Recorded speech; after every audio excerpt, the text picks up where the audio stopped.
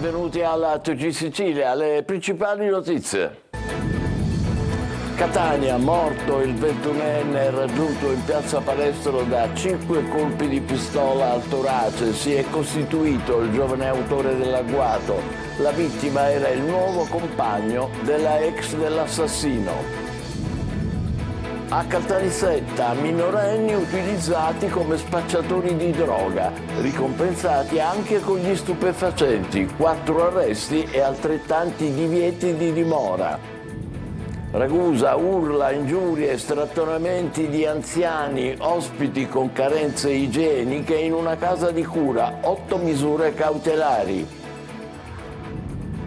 Sanità di male in peggio all'ospedale Cervello di Palermo, pazienti in barella da Capodanno. Si inasprisce lo scontro politico sulla situazione in ospedali e pronto soccorso. La crisi idrica che non finisce mai. A Caltanissetta sit-in di protesta delle mamme della città. In alcune zone l'acqua non viene ancora distribuita, in altre è sempre torbida.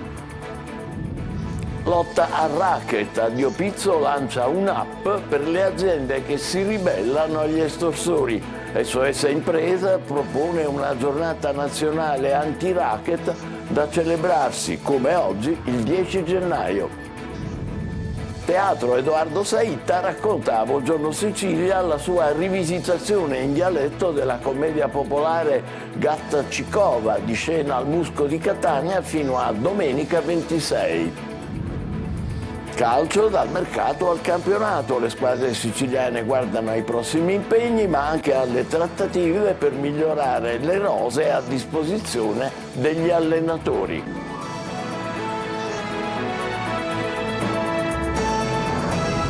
Bentrovati. Catania spara e uccide il rivale in amore. Non ce l'ha fatta il 21enne crivellato di colpi in piazza Palestro. È in stato di fermo l'autore del delitto che si è costituito. L'accusa ora è di omicidio aggravato premeditato.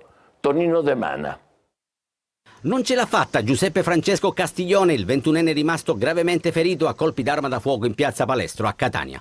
L'agguato è scattato ieri intorno alle 15, quando la vittima è stata raggiunta da un'autentica raffica di proiettili. A sparare in pieno giorno e in una piazza affollata è stato Calogero Michael Romano, che si è costituito nella caserma dei carabinieri di Mister Bianco. Il giovane, in stato di fermo, è stato rinchiuso nel carcere di piazza Lanza. L'omicidio è maturato nella sfera personale. Il ventenne che ha sparato sarebbe l'ex compagno della fidanzata della vittima. Dalla relazione con la giovane era nato un bambino.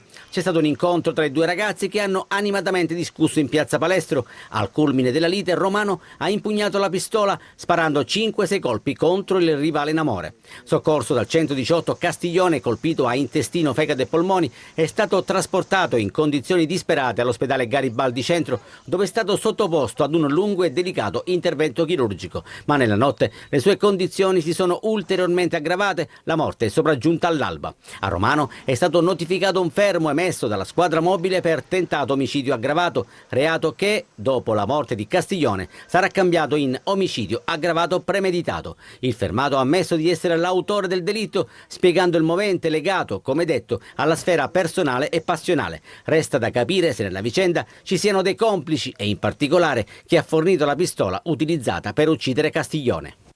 Piazza Armerina, una delle sorelle di Larimar, la quindicenne trovata impiccata nel novembre scorso nel giardino di casa, ha presentato alla Procura di Enna una denuncia per omicidio e depistaggio a carico di ignoti. I legali della famiglia hanno fatto sapere di aver ricostruito fatti e circostanze importanti per provare la loro convinzione che la ragazza sia stata uccisa. Intanto però la Procura per i minori di Caltanissetta continua a indagare per istigazione al suicidio e diffusione di materiale pornografico. A Caltanissetta sgominata un'organizzazione dedita alla compravendita di droga. Alcuni minorenni venivano utilizzati come spacciatori per poi essere ripagati con denaro, ma anche addirittura con stupefacenti. Rita Cinardi. Gestivano una fitta rete di compravendita di droga utilizzando come pusher anche minorenni. L'organizzazione criminale è stata sgominata a Caltanissetta dalla polizia, che ha eseguito misure cautelari nei confronti di 8 persone accusate di associazione per delinquere finalizzata al traffico e allo spaccio di sostanze stupefacenti. 4 degli indagati, ai quali è stato riconosciuto il ruolo di capi e organizzatori dell'associazione, sono finiti in carcere, mentre agli altri è stato applicato il divieto di dimora in provincia di Caltanissetta. Secondo la ricostruzione degli investigatori, coordinati dalla Direzione Distrettuale Antimafia, gli approvvigionamenti di cocaina, hashish e marijuana sarebbero stati effettuati prevalentemente a Gela, in altri comuni della provincia, e avrebbero prodotto un volume di affari di oltre 50.000 euro al mese.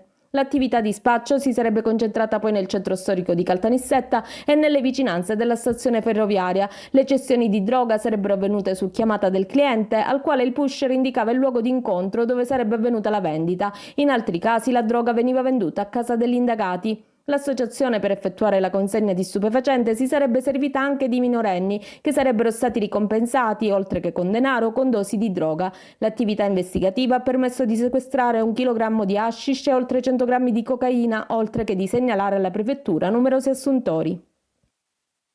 Licata, arrestati 2 tifosi per il ferimento di un agente durante gli scontri di domenica scorsa per la partita di calcio con la San Cataldese. Sentiamo Davide Sardo. Arrestati e posti ai domiciliari i responsabili dei violenti scontri e ferimenti a Licata domenica scorsa in occasione della partita di calcio contro la San Cataldese. I fermati sono 2 tifosi di Serra di Falco in provincia di Caltanissetta, accusati del ferimento di un agente impegnato nel servizio di ordine e sicurezza pubblica allo stadio Dino Liotta. All'autorità giudiziaria risponderanno delle ipotesi di reato di violenza e resistenza a pubblico ufficiale. I provvedimenti cautelari sono stati eseguiti in differita 2 giorni dopo la partita, in attesa dell'udienza di convalida dell'arresto da parte del giudice per le indagini preliminari del Tribunale. Dopo sarà la Procura di Agrigento a occuparsi del procedimento giudiziario, anche eventualmente a fronte di altre misure cautelari contro coloro che domenica scorsa si sono scatenati in sassaiole e lanci di bombe Molotov contro rivali e le forze dell'ordine. Ad agevolare il compito degli investigatori, i video delle telecamere di sorveglianza presenti dentro e fuori l'impianto sportivo. Maltrattamenti, ingiurie, carenze igieniche in una casa di riposo a Ragusa. Sequestrata la struttura dove agli anziani venivano somministrati anche sonniferi. 8 misure cautelari. Veronica Barbarino. Sequestrata una casa di riposo lager a Ragusa, dove erano maltrattati e abbandonati anziani ospiti della struttura. 2 arresti e 6 misure interdittive sono state messe a carico dei gestori e di alcuni dipendenti della casa di cura. Le indagini condotte dal NAS del capoluogo Ibleo sono scaturite da una segnalazione da parte di ex dipendenti della struttura riguardante le indegne condizioni in cui vivevano gli anziani. All'interno della casa di riposo, infatti, erano ospitate 29 persone, in sovrannumero rispetto alle capacità ricettive della struttura. Gli ospiti erano accuditi da personale sottodimensionato e non qualificato, che specie in orario notturno somministrava loro, senza prescrizione medica, farmaci ipnoinducenti per meglio gestirli.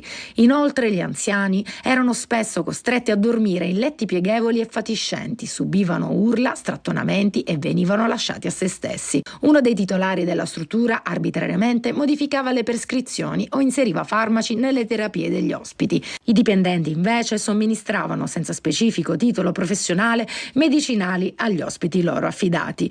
Tutti sono indagati in concorso tra loro di maltrattamenti, abbandono di incapaci ed esercizio abusivo della professione medica ed infermieristica. L'intera struttura è stata posta a sequestro. A Mirabella e Baccari, nel Catanese, i carabinieri hanno arrestato un giovane che ha tentato di strangolare l'ex compagna, violando un divieto di avvicinamento. A chiedere aiuto ai militari, la stessa vittima. Legalità. Oggi riunione del Comitato per la sicurezza e l'ordine pubblico a Castelvetrano, il paese di Messina Denaro. Dopo i recenti casi di violenza, intensificati i controlli sul territorio. Laura Spanò. Sul territorio di Castelvetrano c'è uno spiegamento adeguato di agenti e militari, ci sono i controlli e le operazioni messe in campo dalle forze dell'ordine testimoniano l'impegno dello Stato e quanto ha dichiarato il prefetto di Trapani Daniela Lupo al termine del Comitato Provinciale per l'Ordine e la Sicurezza che si è svolto a Castelvetrano, un incontro che arriva dopo quello tenutosi ad Alcamo e poi a Salemi. Strumentalizzare o cavalcare il tema della sicurezza senza inserire tutte le tematiche che lo riguardano non rende un'informazione trasparente, ha detto il prefetto. Ci sono situazioni che devono essere prese in considerazione e non sottovalutate, ma non bisogna ingigantire i fatti così come avvengono. La presenza del Comitato a Castelvetrano, città che per anni è stata additata solo per avere dato i natali al boss Matteo Messina Denaro, rappresenta un segnale importante di vicinanza per i cittadini. Presente alla riunione il procuratore di Marsala Ferdinando Asero, i vertici provinciali delle forze di polizia e il sindaco Giovanni Lentini. Quest'ultimo ha confermato che dal comitato è emerso che i recenti fatti avvenuti in città sono contenuti ed è arrivato, dice, l'invito del prefetto a mettere in campo maggiori politiche di inclusione soprattutto per i migranti che si trovano nella nostra città perché ospiti di centri o residenti. Il prefetto ha poi fatto visita al commissariato di pubblica sicurezza e alla caserma della Guardia di Finanza ospitati in 2 beni confiscati alla mafia. Questo ciclo di incontri itineranti rappresenta un segnale chiaro della volontà delle istituzioni di essere presenti e attive in tutte le aree della provincia, promuovendo un approccio partecipativo e condiviso della gestione delle questioni di ordine pubblico. Sanità in Sicilia, di male in peggio. All'ospedale Cervello di Palermo ci sono pazienti che attendono in barella da Capodanno. Nel frattempo si fa aspra la polemica politica sullo stato di ospedali e pronto soccorso. Marco Gullà.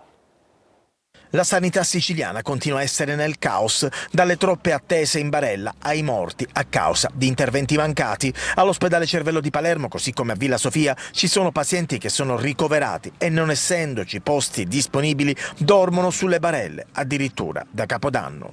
Un trend che ha fatto infuriare il presidente della regione Renato Schifani, che ieri ha incontrato i vertici di Villa Sofia. Proprio nell'ospedale palermitano, un uomo di 76 anni è morto nei giorni scorsi dopo aver atteso circa 20 giorni per un intervento alla spalla ed è anche bufera dai riflessi politici. La sanità, la sua estrema politicizzazione sta determinando lacune devastanti che poi paga il cittadino, che lo scopre quando arriva in un ospedale. Ecco, c'è una disattenzione sul tema della sanità soltanto, come dire, nel momento in cui hai bisogno del servizio sanitario scopri quanto questo è distante da una capacità reale di affrontare le emergenze, le urgenze e dare assistenza sanitaria ai cittadini. Emergenze come a Villa Sofia, dove alcuni pazienti e familiari, esasperati dai tempi di attesa e dalla situazione di emergenza nei reparti, hanno minacciato i medici di rivolgersi alla stampa o ai propri legali con verbali formali qualora non fossero stati immediatamente visitati. Il caos, e nel frattempo i pazienti restano nelle barelle in attesa del loro turno. In proposito, eccovi un invito per voi: lunghe attese per prenotare una visita medica, tensioni nel pronto soccorso per minacce o addirittura aggressioni, carenza di medici, ritardi nei ricoveri, ma anche novità positive nei reparti? Ditelo al vostro TG, scrivete un WhatsApp al 342 74 55 005 del TG Sicilia. Racconteremo tutto nei nostri servizi e naturalmente l'invito vale anche per il personale sanitario. Vi aspettiamo. A Caltanissetta si torna a protestare per la crisi idrica, questa volta protagoniste le mamme. In alcune zone della città l'acqua non viene ancora distribuita, in altre arriva torbida. Rita Cinardi. Non c'è tregua per i residenti di Caltanissetta, continuamente alle prese con l'emergenza idrica. Se da una parte le piogge e le nevicate delle scorse settimane hanno fatto alzare il livello della diga Ancipa, contribuendo ad alimentare le speranze di un ritorno alla normalità, dall'altra i nisseni continuano a vivere disagi continui. Durante le feste, proprio grazie alle precipitazioni e a una maggiore riserva idrica, i turni di erogazione erano scesi a 3 giorni. Poi si sono susseguiti guasti ed interruzioni e così in alcune zone i rubinetti adesso sono a secco anche da 10 giorni. giorni. Questa mattina sono tornate a protestare le mamme del centro storico che hanno fatto un sit-in davanti alla sede di Caltacqua chiedendo di parlare con i responsabili. È da 10 giorni che non ricevo acqua nella mia zona. C'è stata un'interruzione, sono venuta ad aprire la segnalazione e mi dicono che l'interruzione molte persone ce l'hanno dopo 5 giorni con tutta l'interruzione. Io ancora ad oggi 10 giorni non ricevo l'acqua. Ma i cittadini nisseni devono fare anche i conti con la torbidità dell'acqua. Se qualcuno sognava di rivedere acqua trasparente e scendere dai rubinetti, non è stato così. Dopo 8 giorni mi è arrivata l'acqua stamattina, dove è arrivata di un colore torbido, giallino. Io non so, vorrei delle risposte. Tra l'altro, perché questa disuguaglianza tra varie palazzi, perché io acqua ce l'ho e magari quello avanti a me non ce l'abbia. Vorrei delle risposte. Per i disabili alle prese con i continui disagi invece è un vero e proprio dramma. Io sono una persona disabile, abito al centro storico, 7 giorni senza avere acqua e ancora stamattina a 20 metri sotto casa mia c'è acqua e io ancora tuttora nessuna goccia di acqua. Sono venuto alla Caltacqua proprio a fare casino per l'acqua. Mi hanno detto e mi hanno garantito che mi arriva un autobotte dell'acqua. Speriamo che arrivi davvero. 34 anni fa la prima denuncia a Palermo contro il pizzo da parte di Libero Grassi, che poi è stato ucciso per questo da Cosa Nostra. Oggi Addio Pizzo per un consumo critico lancia un'app con le aziende che si ribellano agli estorsori. Marco Gullà. Libero Grassi, imprenditore tessile, dico bene? E lei si è trovato pure lei faccia a faccia con queste richieste di tangenti? Sì, mi sono trovato, come un po' sanno tutti, più volte. Ho subito due estorsioni, una rapina, oltre a intimidazioni varie. 34 anni sono passati dalla prima denuncia di Libero Grassi contro il pizzo. Lui non ha pagato i mafiosi e fu ucciso per questo. A distanza di quasi 3 decenni e mezzo qualcosa è cambiato, ma non tutto. In Sicilia le estorsioni sono le principali fonti di sostentamento per la mafia, addirittura 1 miliardo di euro nel bilancio di Cosa Nostra. Il 70% dei commercianti, soprattutto a Palermo e Catania, paga ancora il pizzo. Io userei soprattutto l'espressione convenienza, cioè convenienza non c'è un dolo specifico, cioè io ottengo un vantaggio in cambio di questa cosa, ma c'è l'idea che pagando io sto meglio. Oggi Addio Pizzo ha presentato una nuova app per tutti i consumatori, Pago chi non paga. La funzionalità dell'app è quella di avvicinarci ancora di più ai cittadini consumatori per aumentare e per facilitare la scelta dei consumatori. Oggi SOS Impresa Rete per la Legalità ha anche promosso in collaborazione con Solidaria la prima giornata nazionale anti-racket. Per il figlio di Libero Grassi però il livello di guardia deve essere sempre alto. Mi viene difficile parlare perché in questa città la vedo diventata più violenta anche oltre la mafia. Catania, ostaggio dei vandali e senza controlli. Vi mostriamo la mortificante situazione dell'area attrezzata realizzata con fondi europei al villaggio Sant'Agata. E poi ancora l'abbandono delle spiagge libere alla Playa. Torino De Mana. Inaugurate e vandalizzate con soldi europei che ancora una volta vengono spesi senza poi avere un minimo ritorno per la collettività, a sua volta in parte responsabile. Dopo i raid vandalici in Piazza Europa e Piazza Nettuno, tanto per fare qualche esempio, nel mirino degli immancabili balordi è finita l'area attrezzata a Villaggio Sant'Agata, dove molti arredi sono stati depredati, danneggiati, distrutti. In queste immagini un tris con tanto di spray rosso che in un sol colpo immortala la pedana, dove è previsto anche un defibrillatore, quest'ultimo mai consegnato, arredi imbrattati e la panchina smart, entrata in funzione poche ore prima di essere vandalizzata. Non le manda a dire il consigliere comunale Graziano Bonaccorsi. 643.000 euro di fondi Pommetro che alla fine non sono stati praticamente tutelati, perché se l'amministrazione apre una bella piazza, mette delle strutture per aiutare i giovani anche ad avviarsi al mondo dello sport, è importante anche riuscire a mantenere la piazza e ad evitare che qualcuno la vandalizzi. Da Villaggio Sant'Agata alla Playa la stagione balneare è finita da mesi, ma nessuno ha pensato di rimuovere le strutture della spiaggia libera numero 3. Nella pedana che vedete, dove in estate c'erano il bar e altri servizi, sono ben visibili centinaia di chiodi arrugginiti e chissà quanti finiranno in spiaggia. Distrutti anche i servizi igienici. quando la ditta che comunque gestisce le 3 spiagge libere finisce la stagione deve smontare i gazebbi, tutte le strutture che servono durante il periodo estivo. In realtà lo fanno sempre con molto ritardo, l'amministrazione non controlla e come potete vedere si ritrovano qui materiali da risulta, strutture vandalizzate, insomma c'è di tutto, diventa praticamente una discarica pubblica. Plastica che si disperde, rifiuti, ferro arrugginito ovunque, tutto tace, compreso le associazioni ambientaliste. Alleggeriamo un po' con il teatro. A Buongiorno Sicilia, Edoardo Saitta, protagonista dello spettacolo Gatta Cicova, ha raccontato la sua versione rivisitata di un classico della commedia popolare in dialetto, Al Musco di Catania fino a domenica 26. Ascoltiamolo. Questo titolo che echeggia negli anni, ci chiedevamo perché questo spettacolo ha resistito per tanto tempo, no? Io, secondo il mio modesto parere, ho sempre detto che a questo spettacolo noi in questa edizione abbiamo restituito la sua dignità, perché è stato sempre trattato come una farsaccia, come un testo così che mirava solo ed esclusivamente a farti fare 4 risate, mentre invece dentro c'è tutto, c'è una storia tra fratello e sorella, c'è una storia di amore, c'è storie di vita, c'è una vita di campagna, c'è una vita di masseria dove si consumano anche talvolta dei drammi familiari, dei conflitti familiari, la terra è mia, no, la voglio io, no, io ora te la levo, cose che oggi all'ordine del giorno accadono. Musco di Catania fino al 26, è il momento della nostra pausa, tra poco per il calciomercato, le trattative più calde delle siciliane. State con noi, vi aspettiamo.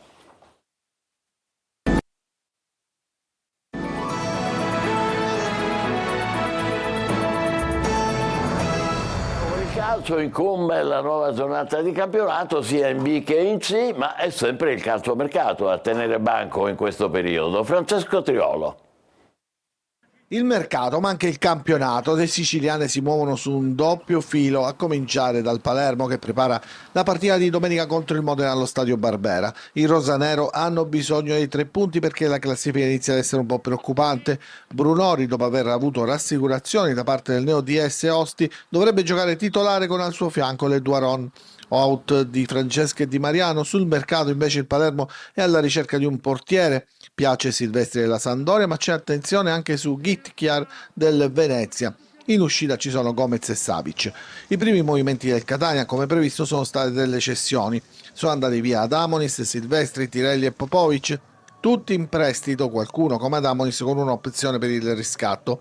In partenza c'è anche Sasa Monaco, il cui trasferimento al Messino giunto ad un passo è stato bloccato da problemi societari e si attende di conoscere cosa accadrà sullo stretto per capire se l'operazione possa essere condotta in porto. Trattativa in corso per Chirico, per il quale si è fatta avanti la Ternana. In entrata c'è il ritorno di fiamma per Daniele Liotti, 30 anni, esterno dell'Avellino. Intanto ci si concentra sulla gara di domenica contro la Juventus Next Gen al Massimino. A Messina la vicenda di Monaco riguarda anche altri rinforzi, tutto bloccato in attesa della formalizzazione delle cariche dopo il passaggio di quote da Shot alla AAD Invest.